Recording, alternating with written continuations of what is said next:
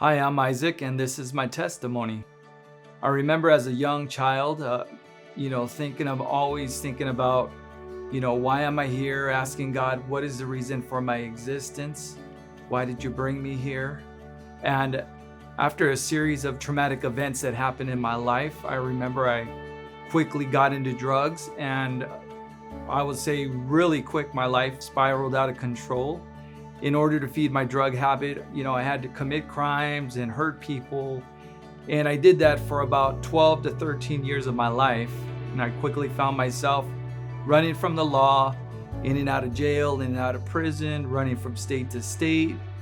And the last time I had gone to jail, I had met a lawyer who was going to represent me in a case.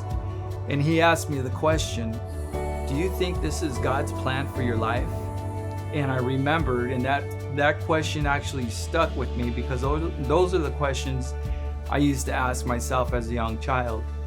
So I turned myself into a drug rehab shortly after getting let out from jail, and I was there for 2 years. After the 2 years, I got out, and I remember just being stricken with so much guilt and shame in my life, the remorse, and looking back at all the things that I had done, and just thinking to myself, it's going to be impossible for God to forgive me for all these horrible things I ever done to people.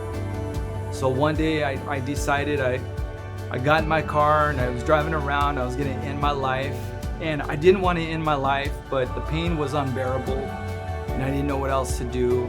So I'm driving around in my car. I got a loaded gun with me, and I'm praying and I'm crying, and I started making calls, and I called many churches that day. And I remember the last church I called was the Highlands, and I said I needed help. I needed to speak to someone. I came in.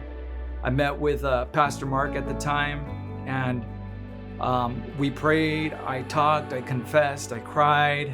We prayed some more, and before that meeting ended, he gave me 2 scriptures.